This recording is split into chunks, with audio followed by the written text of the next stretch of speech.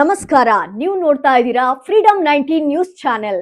ನಿಖರ ಮತ್ತು ಪರಿಶೀಲಿತ ನಿರಂತರ ಸುದ್ದಿಗಳನ್ನ ಜವಾಬ್ದಾರಿಯುತವಾಗಿ ತಲುಪಿಸುವಂತ ವಿಶ್ವಾಸಾರ್ಹ ಸುದ್ದಿ ವೇದಿಕೆ ಫ್ರೀಡಂ 19 ನ್ಯೂಸ್ ಚಾನೆಲ್ಗೆ ತಮಗೆಲ್ಲರಿಗೂ ಆತ್ಮೀಯವಾದಂತಹ ಸ್ವಾಗತ. ಬನ್ನಿ ಇವತ್ತಿನ ಸುದ್ದಿಗಳನ್ನ ನೋಡೋಣ. ಕುಂದಾನಗರಿಯ ಬಾರ್ ಆದ ಎಂಆರ್ಪಿ ಶಾಪ್ಗಳು ಅಬಕಾರಿ ಇಲಾಖೆ ನಿದ್ರಿಸುತ್ತಿದೆಯೇ? ಬೆಳಗಾವಿ ವಿಮಾನ ನಿಲ್ದಾಣದ ರಸ್ತೆಯ ದೃಶ್ಯಗಳು ಮತ್ತು ಸಾರಾಯಿ ಅಂಗಡಿಯ ಮುಂದೆ ಕುಳಿತು ಕುಡಿಯುತ್ತಿರುವ ದೃಶ್ಯ.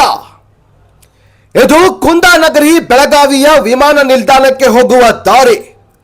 ಇಲ್ಲಿ ಸಂಚರಿಸುವ ಪ್ರವಾಸಿಗರಿಗೆ ಮೊದಲು ಕಾಣೋದು ಗರಿಗರಿ ಕುಂದಾಲ, ಬದಲಾಗಿ ರಸ್ತೆ ಬದಿಯ ಎಂಆರ್ಪಿ ಮಳಿಗೆಗಳ ಮುಂದೆ ಬೀರಿಗಿಂತ ಹೆಚ್ಚಾಗಿ ಹರಿಯುತ್ತಿರುವ ನಿಯಮ ಉಲ್ಲಂಘನೆಯ ಸುರಿಮಳ. ಹೆಸರಿಗೆ ಮಾತ್ರ ಅದು CL2 ಲೈಸೆನ್ಸ್ ಶಾಪ್, ಆದ್ರೆ ಅಲ್ಲಿ ನಡೆಯುತ್ತಿರೋದು ಮಾತ್ರ full fledge bar and restaurant ವ್ಯವಹಾರ. ಪಾರ್ಸಲ್ ಮಾತ್ರವೇ ಅಥವಾ ಪಾರ್ಟಿನೂ ಇದೆಯೇ? ನಿಯಮದ ಪ್ರಕಾರ ಎಂಆರ್ಪಿ CL2 ಮಳಿಗೆಗಳಲ್ಲಿ ಕೇವಲ ಪಾರ್ಸಲ್ ಮಾತ್ರ ಕೊಡಬೇಕು. ಆದ್ರೆ ಇಲ್ಲಿ ನೋಡಿದ್ರೆ ಟೇಬಲ್ ಕುರ್ಚಿಗಳ ಹಾಜರಾತಿ. ಇದು ವೈನ್ ಶಾಪ್ ಹೌದೋ ಅಥವಾ ಅಕ್ರಮ ಅಡ್ಡೆಯೋ? ಅಬಕಾರಿ ಇಲಾಖೆಯ ಮೌನವೇಕೆ? ವಿಮಾನ ನಿಲ್ದಾಣದಂತಹ ಪ್ರಮುಖ ರಸ್ತೆಯಲ್ಲೇ ಈ ಘೋರ ದೃಶ್ಯಗಳು ಎದ್ದು ಕಾಣುತ್ತಿದ್ರು ಅಬಕಾರಿ ಇಲಾಖೆ ಕಣ್ಣು ಮುಚ್ಚಿ ಕುಳಿತಿರುವುದು ಯಾಕೆ? ಇಲಾಖೆಯ ಅಧಿಕಾರಿಗಳಿಗೆ ಇದು ಕಾಣುತ್ತಿಲ್ಲವೇ ಅಥವಾ ಕಾಣದಂತೆ ಕೈ ಬೆಚ್ಚಗೆ ಮಾಡಲಾಗಿದೆಯೇ? ಸಾರ್ವಜನಿಕರ ಆಕ್ರೋಶ.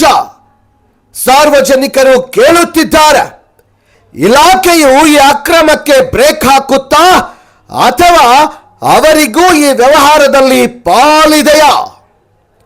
ಅಬಕಾರಿ ಇಲಾಖೆಯ ಅಧಿಕಾರಿಗಳ ಕಾನೂನು ಇರೋದು ಕೇವಲ ಕಡತಗಳಲ್ಲ, ಅದು ರಸ್ತೆಯ ಮೇಲೂ ಜಾರಿಯಾಗಬೇಕು.